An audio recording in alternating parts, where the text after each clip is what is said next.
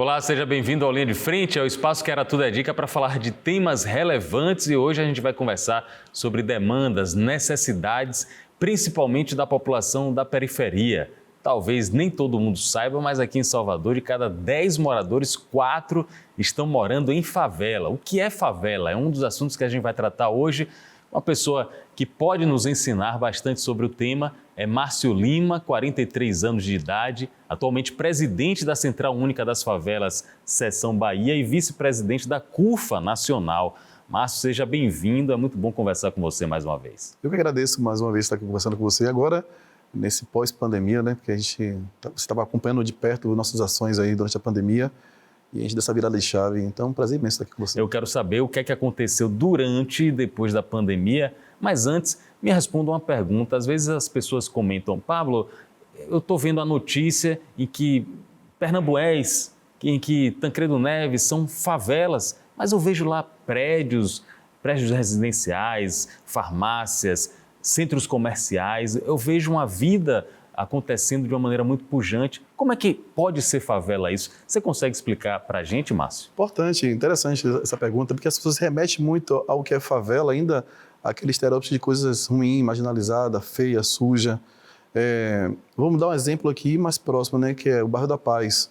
É Bairro da Paz, mas é uma favela. Então ali teve o nome da Favela das Malvinas, foi ocupado aquele território, foi ocupado como a parte do Calabar, que está ali perto dos grandes prédios, do grande shopping que tem ali, e está no meio. Então, a forma que ele foi constituído, aquele local, a virar bairro. Então, assim, Pernambués tem que lembrar como foi sua gênese, como foi sua formação para virar esse lugar hoje. Então, essa é a história do lugar.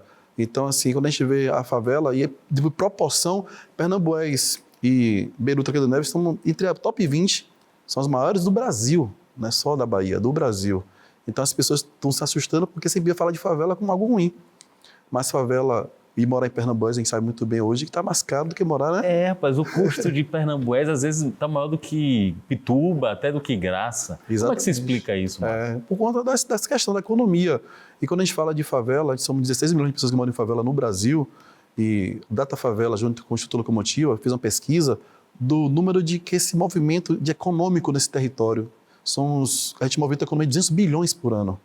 Então, o que consome nos grandes centros, consome na favela também. Então, você vai ver o tipo de veículo que roda dentro da favela. Não é só aquele veículo usado e sucateado, mas veículos novos, híbridos e elétricos também circulam dentro da favela. Então, o poder aquisitivo das pessoas que moram na favela também vem aumentando.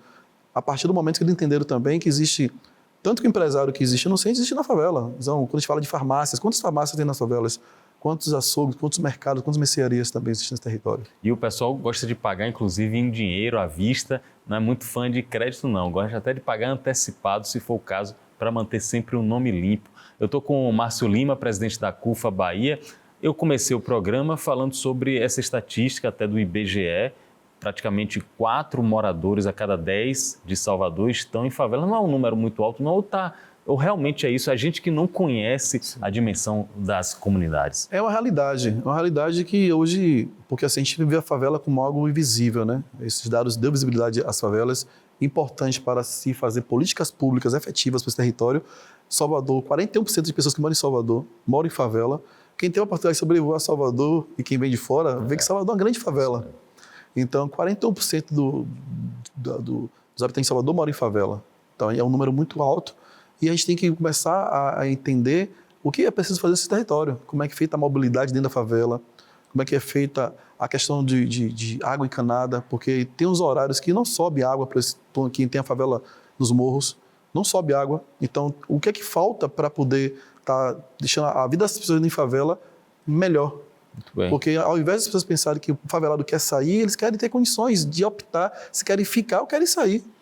A questão da criminalidade, eu percebo que a CUFA mantém uma neutralidade que ela consegue dialogar tanto com o poder público, as questões de segurança pública, até quanto as pessoas que, porventura, estejam envolvidas em algum tipo de delito para tentar conciliar conflitos.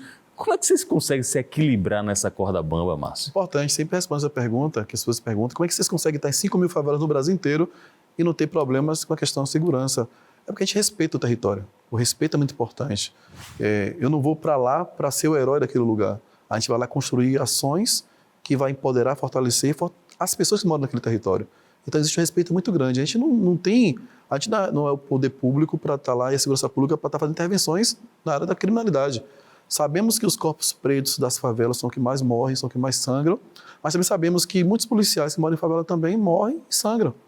Então a gente está ali fazendo um trabalho muito voltado para fortalecimento e empoderamento daquele lugar e um trabalho principalmente de consciência, a consciência cidadã das pessoas. Então eles percebem que nós respeitamos o território e assim esse respeito volta para a gente também. Eu vejo o trabalho de vocês há um bom tempo, sempre de uma forma pragmática. Vocês estão ali para, muitas vezes, resolver problemas imediatos que outras organizações, que até o poder público não conseguem chegar, não conseguem alcançar. Vocês vão lá para dar uma mão amiga, para trazer um incentivo, até para oferecer projetos e produtos que ajudem as pessoas. Eu queria falar um pouco sobre você, antes da gente falar da CUFA.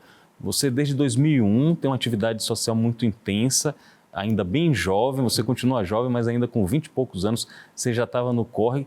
Como foi a trajetória de Márcio Lima? É muito bom, falar sobre mim é mais difícil, né? A gente fala sempre do projeto, das coisas, mas foi importante, Pablo, você falar nisso, porque por trás de uma instituição existem pessoas, e eu sou uma dessas pessoas.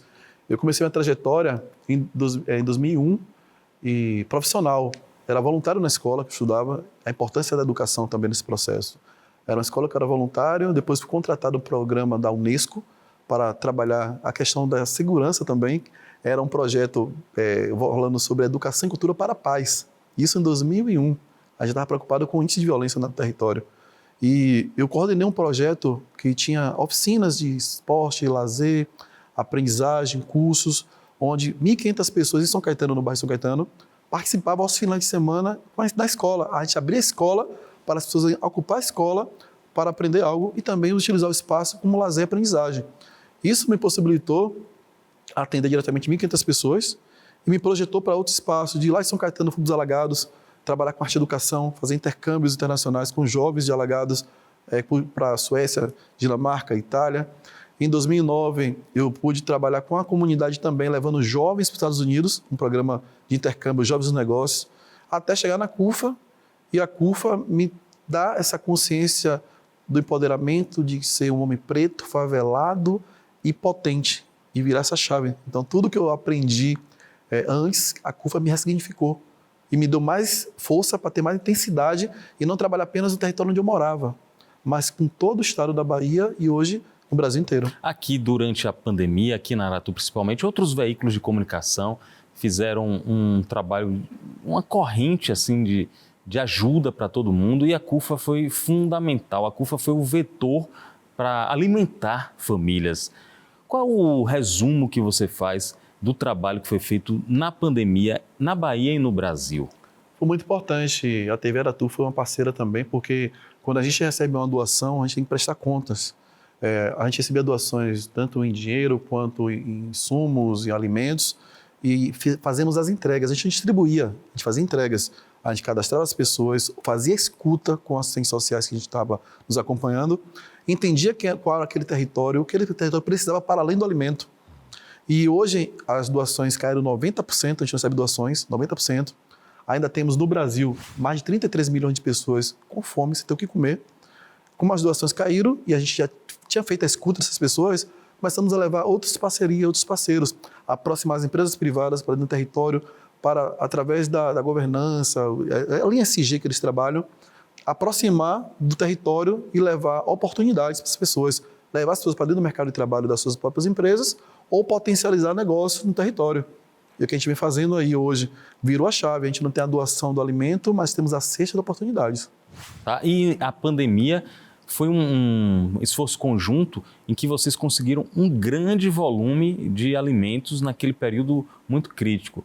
Mas eu imagino que a pandemia passou e parece que essa sensibilidade das empresas com relação à doação de alimentos diminuiu um pouco. Foi isso? Exatamente isso. A partir da flexibilização da pandemia, a gente começou a ver a queda, né? Em 2023 foi caindo, até chegamos no 2024 agora com mais de 90%. Na Bahia, principalmente, né? Eu vou para São Paulo, vou para outros estados e já vejo algumas empresas fortes ajudando. Paraná, tive recentemente, entrou lá forte com apoio. São Paulo, diariamente, as CUFA ajudam as famílias ainda que estão passando a situação de fome, mas aqui na Bahia a gente precisa ainda do apoio das empresas privadas, do poder público, para combater a fome aqui, porque a gente ainda recebe muito pedido na nossa rede social de pessoas querendo fralda, querendo cesta básica, só que a CUFA nunca foi uma ONG assistencialista, por isso que a gente acertou. A gente pegou o momento da pandemia, que percebemos a fome, combatemos a fome, que era a segurança alimentar naquele momento, mas também a emancipação cidadã daquelas pessoas. O que elas faziam antes? O que elas precisavam para continuar se alimentando sem precisar da CUFA? A gente não botou as pessoas no guarda-chuva da CUFA de estar sempre precisando da CUFA, mas de encaminhar tanto da rede socioassistencial, que o poder público tem, te direcionava para redes de assistência, mas também formando, capacitando, emancipando aquelas pessoas. A gente está conversando com o Márcio Lima, ele é presidente da CUFA Bahia e vice-presidente da CUFA Nacional. Aliás, sua trajetória, Márcio, até chegar na vice-presidência da CUFA Nacional, e eu acho que em breve você vai ser o presidente da CUFA Nacional, inclusive estou torcendo por isso, sua trajetória tem muita dedicação, inclusive em questões críticas, em eventos catastróficos, fora da Bahia, em outras regiões do Brasil. Você estava lá cuidando de logística, virou uma especialização sua, foi? Foi, eu não imaginei que isso ia acontecer na minha vida. A gente teve um problema no sul da Bahia, em Porto Seguro, a gente montou o nosso gabinete de crise ali, nas fortes chuvas. A gente foi a Itabuna, visitamos Bananeira, Ferradas, aquela região ali. Pegamos os moradores, montamos um grupo lá e preparamos eles para dar continuidade com a minha retorno a Salvador. Inclusive, existe até hoje na Roça do Povo, a CUFA Itabuna, existe na Roça do Povo um grupo de mulheres aguerridas que estão não apenas trabalhando na segurança alimentar, fazendo cursos, oficinas, resolvendo a questão do ponto de ônibus. Então, a gente conseguiu fazer com que essas mulheres se emancipassem e conseguissem dar continuidade às ações que a gente iniciou. Isso foi as chuvas aqui na Bahia. Depois tivemos problemas lá em Petrópolis, Rio de Janeiro também, tive que ir para lá, dar apoio. Lá também tem CUFA, a gente desloca os líderes para dar suporte à CUFA local.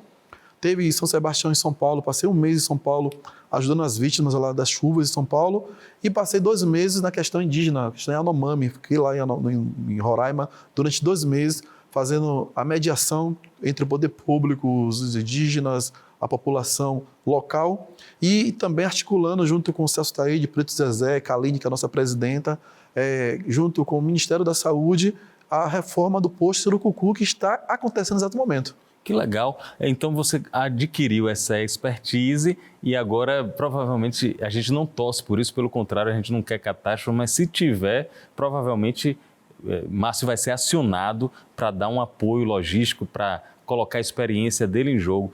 Falando em experiência, tem uma questão que envolve anualmente o trabalho de vocês, que é uma Expo Favela. O que é que vocês buscam com a Expo Favela? Qual é o mote desse grande evento? A Expo Favela é a maior feira, né, de empreendedores e startups de favela do mundo. A gente conseguiu, pela primeira vez, fazer uma edição internacional que foi em Paris, na França. Então as pessoas começaram a perceber que fora do Brasil também existem favelas. A gente fez a Expo Favela Innovation em Paris, agora recentemente. Fizemos a edição 2024 aqui na Bahia.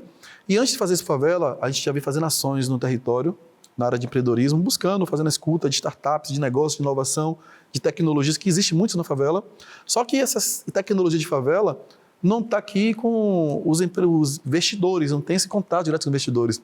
Então, essa favela é essa ponte. A CUFA faz um match entre quem está com recurso para investir com quem tem um negócio ali na favela.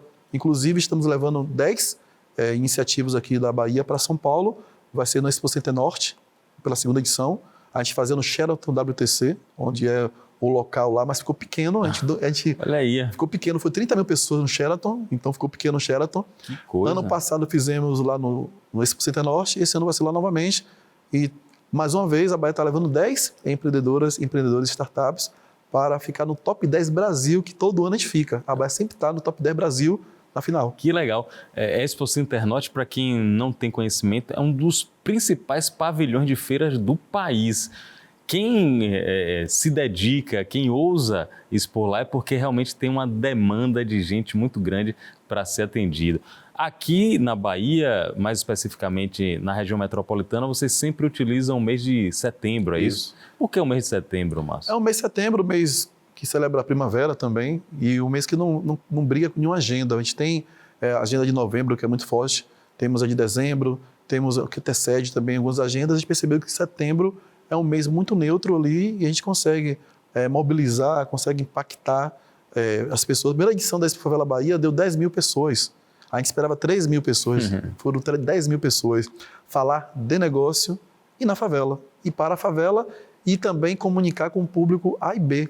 O pessoal entendeu. A gente fez uma pesquisa durante a Expo Favela de quem era de favela, quem era empresário, quem tinha CNPJ. Das 10 mil pessoas que participaram, 2 mil tinham CNPJ e eram empresários. Isso é importante demais, porque às vezes a gente acha que não são pessoas, não são empreendedores, são curiosos, mas pelo contrário, é gente, como a gente gosta de falar, gente que está no corre, no dia a dia. Márcio Lima, presidente da CUFA Bahia, você como uma liderança de movimentos sociais, uma liderança acompanhando negócios, economia, empreendedorismo, eu queria a sua opinião, Márcio, sobre essa grande mobilização nacional que a gente está vivenciando pela redução da escala de trabalho, da jornada de trabalho do brasileiro. Por um lado, todo brasileiro, inclusive eu, a gente precisa e quer um tempo maior para descansar a mente, o corpo, para estar com a família, para o lazer. E, por outro lado, empresários, sobretudo os micro e pequenos empresários, temem que isso volte contra os negócios, que fique mais caro ainda empreender no Brasil. Qual é a sua avaliação? É importante essa discussão e que ela seja bem pedagógica e didática para que as pessoas, principalmente a classe trabalhadora, possa entender o seu processo de trabalho para que não venha de contra a sua própria força de trabalho. A gente está falando aqui, exemplo, quando a gente fala das empresas, da escala, me pergunta aqui, quantas horas, quantos dias de trabalho o dono de barraca na feira trabalha? Eu não sei nem dizer, eu acho que é 24 horas por dia. Exatamente, eu fui lá e perguntei. Acho que só tem um dia de folga, um funcionário, um dia de folga, porque ele não pode parar na feira. Começa às 3 da manhã, não pode parar. Quando não está na feira, está negociando alguma coisa. Dentro da favela, quando teve a pandemia, tudo parou, a favela não parou, ela se movimentou. Então essa discussão é muito importante para que o trabalhador também entenda e que lado ele está, e qual local que ele está, porque ele está vendendo a força de trabalho dele. Então aquilo precisa ser bem remunerado, porque é a força de trabalho, então não pode ter mais valia. Então ele tem que entender. E nós que temos a questão do poder de comunicar isso, comunicar de uma forma muito precisa para que o trabalhador ele possa entender que ele não é marionete, que ele é importante no processo. Quem enriquece hoje é o trabalhador, mas ele não fica com lucro, ele enriquece o outro, enriquece o empresário. Quantos empresários nós temos que vão estar sendo impactados, mas quantos somos que somos força de trabalho? Então isso tem que ser bem discutido, tem que fazer realmente o que a gente fez no G20 agora recentemente. A gente ouviu a favela no G20. Então precisa fazer o quê? Discutir as políticas públicas, as mudanças com as pessoas que realmente trabalham. O G20, como você falou, a parte social do G20, até uma inovação do Brasil, as reuniões do G20 que acontecem em outros lugares do planeta não abrem esse espaço. Você tem um diagnóstico, uma avaliação positiva sobre a realização do evento aqui no país? Fizemos o G20 Favela. Fizemos o G20 Favela, inicialmente aqui em Salvador, a gente fez, como no Brasil inteiro, em 40 países a CUFA, ela fez, junto com a Frente Nacional Antirracista e a Frente Parlamentar das Favelas, a gente fez a escuta nos territórios. A gente foi aqui em Salvador, tivemos na região de Coutos, subúrbio ferroviário, fizemos a primeira plenária lá para escutar as demandas. Lauro de Freitas, temos na Jaíba, ali em Área Branca, a escuta. Feira de Santana, fomos para o Aviário, para a favela do Aviário. Nordeste Amaralina também participou. Então a gente fez várias escutas, montamos um documento estadual e levamos para o Rio de Janeiro para o G20 Favela. Então fizemos não somente aqui na Bahia, em todos os estados do Brasil, onde tinha várias CUFA, plenárias. Várias plenárias, primeiras plenárias locais, municipais, estaduais, e levamos a demanda para Rio de Janeiro, para o G20 Favela, onde teve a demanda nacional, compilou para ir para a agenda do G20. Me fala um pouco sobre a sua impressão. A gente está gravando em pleno mês de novembro, muitas discussões a respeito da valorização da cultura negra, da valorização da negritude como um todo, do combate ao racismo. Me fala a sua impressão, principalmente nesses mais de 20 anos que você está atuando arduamente, sobre o racismo no Brasil e em nosso estado. Nosso estado ainda é muito racista, Márcio? É muito racista, sim. Temos mais de 80%, né, população aqui na Bahia de negros aqui afrodescendentes. E a gente percebe isso dentro do racismo estrutural, que ainda é pior. Hoje, a gente tem outros mecanismos, temos outras instituições, o movimento negro, a importância do movimento negro também nesse processo. A gente conseguiu impactar mais pessoas e trazer as pessoas para dentro do momento que o que eu estudava na escola era que o preto era escravo. não era escravizado, era escravo. Que eu estudava, que eu via que era isso, que era escravo, eu abria um livro, só via corrente, assistia uma novela, só via chicotada. E aí, mas hoje eu recebi um livro de uma startup de favela do Rio Grande do Sul, que é uma iniciativa de Perla. Ela mandou para mim pelo correio o primeiro caderno que tinha um príncipe negro na capa. O primeiro marcador de texto que tinha as princesas e rainhas africanas, com lápis, com quebra-cabeça. Se isso tivesse colocado na minha educação básica com a criança, hoje seria uma pessoa muito mais firme, muito mais bem-sucedida, porque eu ia entender que o meu processo não foi de escravo, foi de escravizado. Então, esse resquício do racismo aqui, e o preto ele reproduz em alguns momentos, porque ele foi condicionado a reproduzir o racismo. Então, assim, a gente começou hoje a quilombar, a entender, a aproximar, tem os movimentos, participar de eventos, participar de mais ações e entender da importância do Dia da Consciência Negra. Isso que é importante, porque as pessoas criticam muito isso. O fato de virar um feriado nacional tem um simbolismo muito grande, né? Sim. Aqui a gente nem comemorava, aqui na Bahia, e passamos a comemorar o Dia da Consciência Negra, o Dia de Zumbi. Isso que você falou parece até pequeno, sutil, mas tem uma importância muito grande. A parte gramatical, eu também fui educado ouvindo a expressão escravo, e escravo dá uma conotação de ser uma condição inata, né? Parece que a pessoa nasceu para ser escravo. Escravizado é diferente, a pessoa foi imposta a um sistema, a um jugo de opressão, de controle. Isso muda completamente, só que não é rápido. Para eu começar a me adaptar ao termo escravizado, demorou um pouquinho, e talvez com essas iniciativas de colocar um príncipe negro, princesas negras, a gente comece a mudar para as próximas gerações. Né? Existem muitas escolas aqui em Salvador, como a Luísa Maim, lá nos Algarves, né? Que as escolas que já trabalham na infância a questão do empoderamento dessas crianças. Falar que o cabelo é bonito, exemplo, eu via crianças tentando alisar o cabelo porque chegava na escola, falava que o cabelo era de bombril, o cabelo era de bucha, o cabelo é isso. Isso afetava a criança.